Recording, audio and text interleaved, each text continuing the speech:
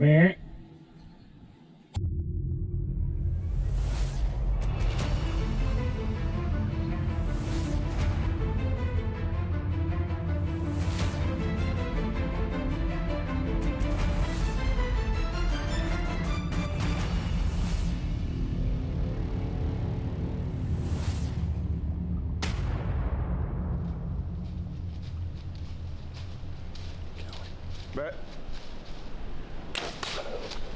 This is the story about the buck we call Lucky 7.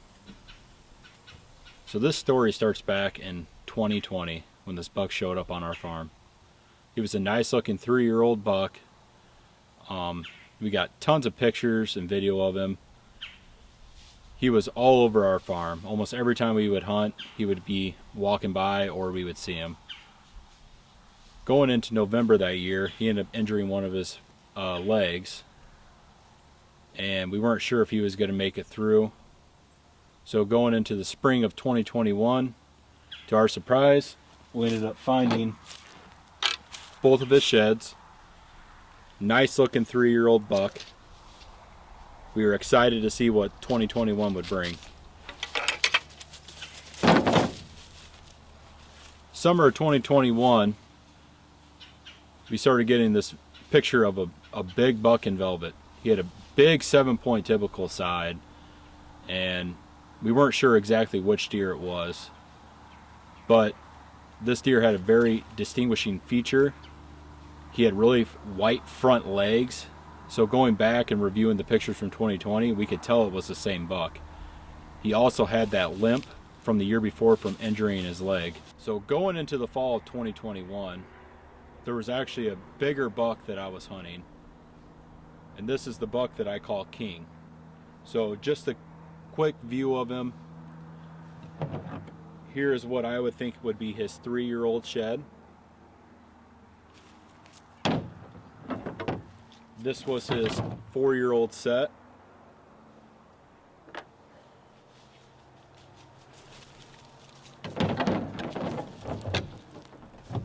This was his 5-year set.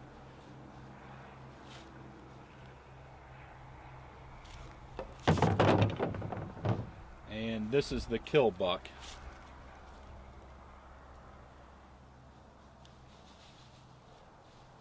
So this was the deer that I was after going into 2021, but Lucky 7 was still on our radar. Opening night of 2021, I had King come into the food plot, and I had him at 45 yards, and he was working in front of me for probably 20 minutes. I didn't feel comfortable taking that shot when I knew I could probably get a better shot on him. He ended up getting a little spooky and working off the food plot that night. And to my surprise, I never got another opportunity at him. The neighbor was lucky enough to kill him during shotgun season, and he ended up scoring 196 with a couple broken points. The neighbor was very nice and let me get a reproduction rack done of the deer since I have so much history with him. But then my sights changed onto Lucky 7. So my land partner ended up getting tons of good footage of this deer, very close encounters. There was one night he actually shot and missed Lucky 7. And then I believe a week later, he ended up shooting, and what we thought was killed him, but he ended up shooting him right in the shoulder. So now this buck had both of his front legs where he was limping pretty bad, and we weren't sure, once again, hopefully he would make it through the winter. And going into spring of 22, we were lucky to find his sheds. February 26th, Braden, Chris, and I are out here walking one of our farms. We're in here looking for the buck we call Lucky 7. We knew he dropped probably a couple weeks ago from our cameras. And I came walking up this edge here, the CRP, and I see his 7-point side laying over here. So I come down to this, I look over, and his other side's laying right there. So we're gonna go and pick this side up first. See what we got. Look at that. Oh my God, man. Yes. This is one of the bigger sheds I've ever found for sure. It's a clean 7-point typical. We're pretty sure we got it set from last year too, but this is one we wanted to find. So let's pick up the other side here. That one's bloody fresh too. Look at that thing. Big 5 side. He's got that sticker on his base. But that's him. That's the one we're after. So going into 2022, he was the #1 deer on my hit list. I had drawn out a map of where I was thinking I was going to be able to kill him, and just watching him in velvet, and we had him coming out to this hayfield. So I ended up moving in on this hayfield. I was hunting the deer's wind, where the wind would be in their favor, and there was a week straight there where I actually seen him every single night, but I couldn't get on him close enough to kill him. So going into the second week of October there, I knew I had to change my pattern up. He wasn't coming out to the field in time, so I decided to take my lone wolf stand and make a move on him. I knew where he was bedding, had a pretty good general area. All these sheds that we picked up off of him, we picked them all up in that same area, and it's just this big CRP overgrown cattle pasture. So we stayed out of this part of the timber all year long, but I decided to make a move in there, and I got in there Friday night, and there were scrapes everywhere. I got a couple cell cameras set up and got tucked in for that night. Started raining on me, but I just hunkered down because I knew the deer were going to move right after that rain stopped. Right when that rain stopped, I ended up having one of our other hit list bucks, the buck we call Splits, walked straight to the base of my tree. I couldn't get a shot at him because he was walking straight at me. Ended up making a scrape underneath the tree that I was sitting in and worked away from me. I was not lucky enough to get a shot at him, but I was still wanting to hold out for the buck that I call Lucky 7. Hey guys, it's Saturday, October 15th. Last night, you see my hunt, I had one of my target bucks walk straight to the base of my tree and straight away.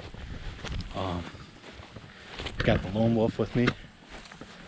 Sneaking back here to one of my spots where I think Lucky 7 and Splits are bedding. They're just not making it out to the field in time, so I figured it's now or never. Get in here, try to make a move on them, see if I can't catch one of them getting out of their bed. I know there's a couple scrapes back here, and I'm gonna hunt right between these scrapes, see if I can't catch one of them getting up, working a scrape, and maybe I'll get lucky. So see what happens. Sitting there, haven't seen a deer all night, and it was about 5:45, and I look up, and coming right out of the bedroom where I thought he would be was Lucky 7.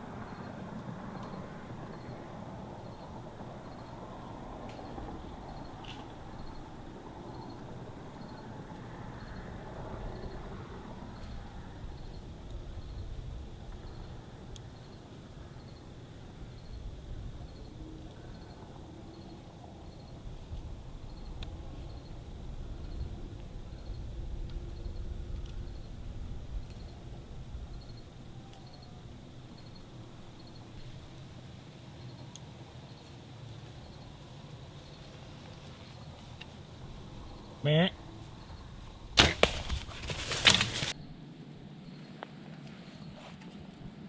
Meh.